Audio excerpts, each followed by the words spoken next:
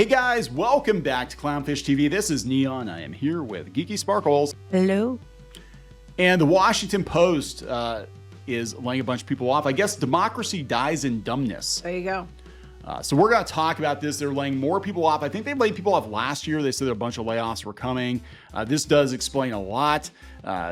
Basically, digital journalists right now especially are freaking the hell out. Everything is collapsing. Can confirm. And we might get into that a little bit as we talk about this. But the Washington Post, home to ace journalist Taylor Lorenz, who has a book out this week, by the way. You got to buy her book. It's called Extremely Online. And no, she's not talking about herself, even though she is. Yes. She is a stalker and a half, but go buy her book. You know? Don't buy her book. Go pirate her book. Don't reward stupidity. So she's got to do something, right? She's got to line up another gig. Supposedly, there was a rumor last year that she got suspended for causing them problems, and maybe she'll be among the cuts. That's okay. Mommy and Daddy will take care of it. Mommy and Daddy will take care of it. Let's talk about this, because this is a big issue here going on in digital journalism. Before we get into it any further, please subscribe for more pop culture, news, views, and rants. Guys, you get woohoo if you do. Woohoo!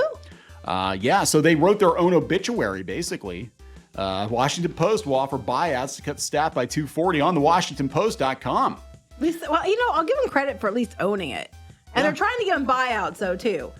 So, Yes. you know, I'll give them credit for being a little bit, you know, up about it. Yeah, number 3 story. Washington Post cuts follow rapid expansion and unmet revenue projections. They said they were overly optimistic. They're going to reduce the headcount by 240. In an email to staff, the interim CEO wrote that the Post subscription, traffic, and advertising projections over the past 2 years had been overly optimistic, and the company is looking for ways to return our business to a healthier place in the coming year. You're too expensive.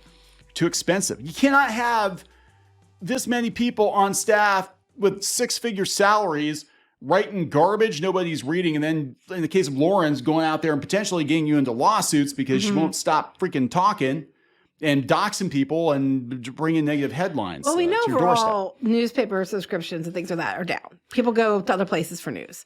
Yes. Traffic's down usually all these places. And advertising, I can tell you for a fact, advertising is going down the tubes. It has suddenly gotten really bad. Like, we've been saying it was bad for a while, but it's gotten really bad recently. I have been comparing notes, and I've been doing some research on some places where different site owners gather. It's kind of like the Pirates of the Caribbean, where all the pirates get together. Yeah, all the site owners kind of gather around the table and discuss. Parlay. Discuss the situation. And the situation's not good. There are a handful of really good ad networks, and even those ad networks tend to use ads being served by other ad networks.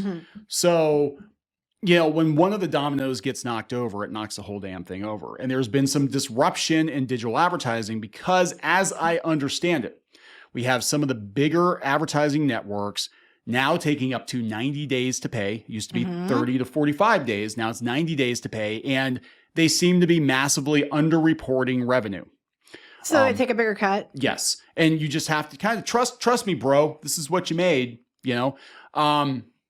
So there's that going on. We've got, you know, a rise and increase in ad blockers. We've got a drop in viewership. We've got Google, which you weren't in that video, but Google's new search, the Google AI, basically gets rid of the need to go to 95% of websites. But they take the information from those websites. They do. So if those websites go under, they're screwed. Yeah, but it'll probably just, you know, bots will just make stuff up on their own, I guess. Well, I mean, how's that any different than journalists? You're right. Half this stuff's being written by bots now, probably anyway. So we have that going on. But yeah, so a lot of these advertising companies were actually bankrolled by venture capital. And, you know, so what would happen, I believe, as I understand it, is they would front publishers money, and then they would get paid eventually by Google or Ezoic or whoever the hell's, you know, serving their ads. But now that money's run out. So now they can't afford to just give people money based on what they expect to get back in. And now they seem to be freaking out, taking longer to pay and paying much, much less than they were. And plus subscriptions. People aren't paying subscriptions anymore. No. The only way that you're going to get somebody to pay for shit that used to be free is if your shit's really, really good. Ask Rooster Teeth how that goes. Rooster Teeth, they're trying to get people to go to their website now because they're paywalling a lot of their content. They can't even break 100,000 views on YouTube, and they're giving the content away. Well, it used to be that you have to go to someone's website. Yeah. And now, you know, It's all changed. So they currently employ 2,500 people across the entire company. And that So includes... we're talking like 10%. Yeah, pressmen and stuff like that, though, too. They met, they're going to meet Wednesday. I guess they already did meet, to discuss the buyouts, which will be offered to employees in specific jobs and departments. That happened at BuzzFeed, too. And it happened at, I think, Huffington Post and some other places, too. It's all collapsing. All of this stuff is collapsing. The urgent need to invest in our top growth priorities brought us to the difficult conclusion we need to adjust our cost structure now. We are going to see so many news outlets and websites collapse, I think, this year because everything is pivoting. And I think the money has officially run out. I think we're getting into a new fiscal year for a lot of people. And Q4 is like the last hurrah, because historically Q4 has been the best for advertising spends. And if people are not spending their advertising dollars on these stupid garbage tier websites, but they're kicking some TikToker a couple $1,000s instead, you know what I'm saying? They're probably looking at this. Are they getting paid? And it's on fashion, because that's a whole nother thing. Yeah, you've done several like different, sponsored things, and some of them we haven't got paid for yet. And you got paid really quick, and now it could take 3 months. Everybody's taking longer to pay. So I'm like, so their plan is to pivot to that. They're fucked too. Yes, everybody's fucked. Can we just that's it? But not in a fun way. Not in a fun way. Well, that's OnlyFans. That'll be the next step. Maybe some of these journalists can go to OnlyFans. Hey, I offered to learn to transform Transformers with my feet. That's weird. OnlyFans, and you won't let me. No. I'm like, I'd have a lot of views. No, you can do that for me. I said, I know how we can make some money. I learned to transform your Transformer collection with my feet. No, you can do that for me, but just me. I'll give you lots of money. You can make the sounds while I do it. I'll buy you a house. Okay. Headmaster. That's cost extra. In a statement, company spokeswoman Kathy Baird said the buyout should put the Post in a strong place for 2024 and beyond. Bullshit. Well, no, I don't know. It's an election year. They might get a lot of hate views. That's true. Though this decision is still difficult, knowing some of our valued colleagues may choose to leave. The steep cuts of the Post comes as the newspaper is set to lose $100 million. Holy hell. And they're reporting this themselves. I will give them that. At least they're not trying to candy coat it. You know what? It could be worse. They could have lost $500 million in like a month, like CNN Plus did. Oh my God. They're going to lose $100 million this year. I don't think 250 employees are going to cut it. I think what they're thinking is they're going to go ahead and do buyouts to them, then other people are just going to leave on their own because they're afraid of it. I think that's what's going to happen with a lot of these websites and stuff too, is people are like, oh yeah, hey, it's not looking too good. Especially if they're telling you, management's telling you things aren't good. Well, this happens a few months ago, like 9 months ago, they did another staff reduction. Yeah, see, that's what I thought they did. And it was only 50 people. Now they're like 200 and some people. They said by the end of 2023, the overall newsroom staff will be the same size, if not larger than before the layoffs, thanks to the continued rapid pace of hiring. Wait. Oh, that was at the time. Okay. Yeah, so earlier in the year, they laid a bunch of people off, but said, you know what?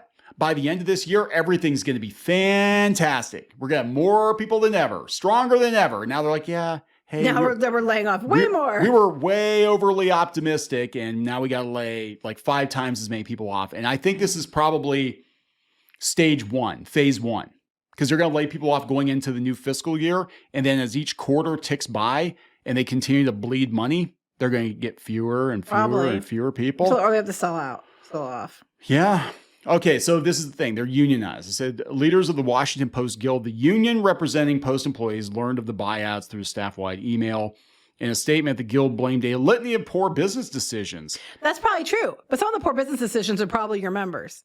And it is, again, remember, Washington Post is owned by Jeff Bezos. We cannot comprehend how the Post, owned by one of the richest people in the world, has decided to foist the consequences of its incoherent business plan and irresponsibly rapid expansion onto the hardworking people who make it run. Well, again, the journalists, some of them are probably the reasons why they lost money.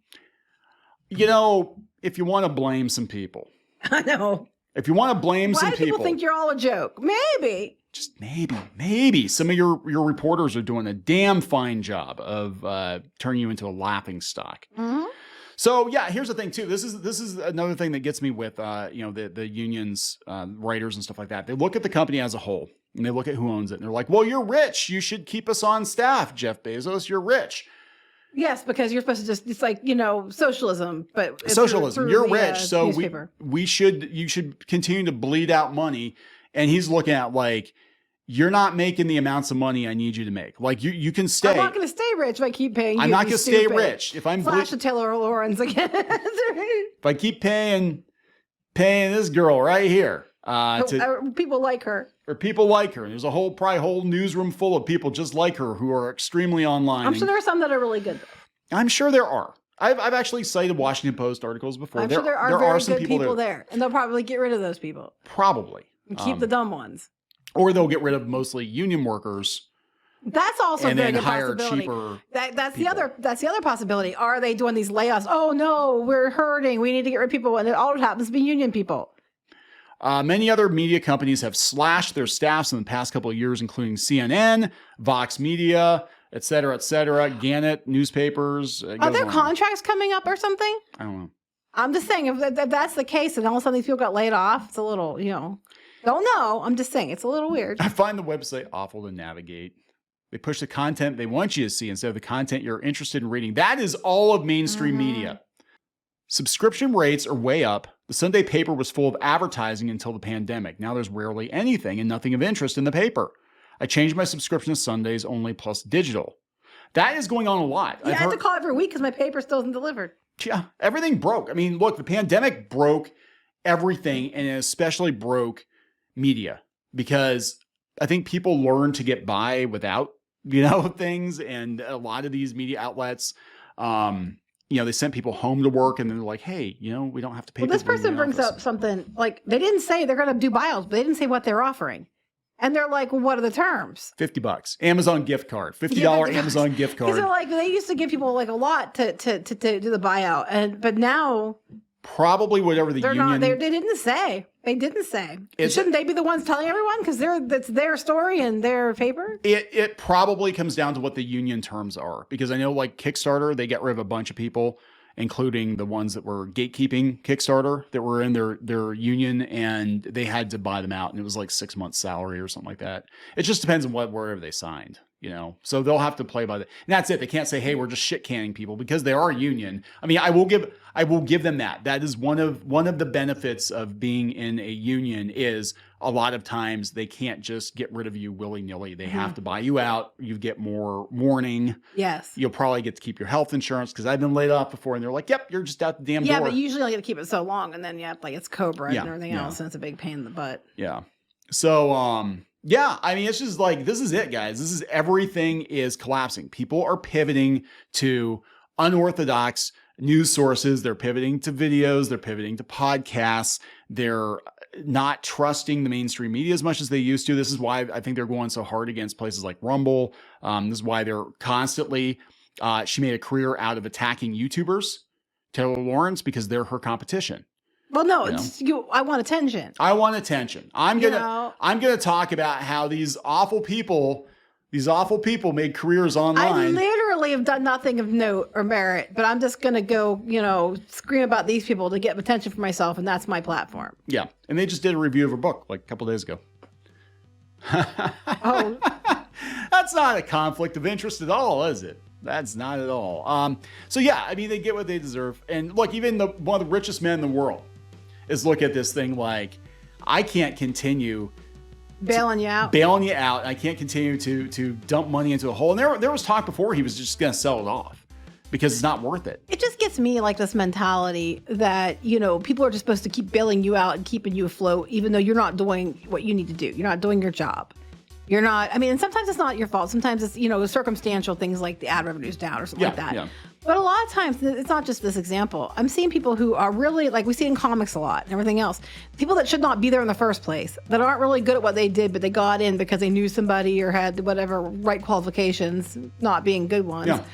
And then they're expecting everybody to keep them. Like, Bezos is supposed to pay me to be here because he's rich and I'm not. And it's like, no, you still have to bring it. Now, not everything is someone's fault, because again, I can tell you the ad rates are no one's fault. No one that's, blogs and stuff are getting harmed, and it's not their fault. It is the fault of the ad networks and how they played the game. And they basically, again, as I understand it, would float people loans. They'd have estimated, here's what your estimated revenue is, and then they take the hit if Google doesn't give them the money. And it was all bankrolled by venture capital for like 10 years, and it's gone. Yeah, and then we had the collapse. Then we had the collapse, the bank collapse. And that was just this year. So, I mean, I'm sure it all plays into it. So, anyway, are we going to wrap this up, please? We're going to wrap this up. We're going to wrap it up. Please subscribe for more pop culture news, views, and rants, guys. We'll talk later. Bye.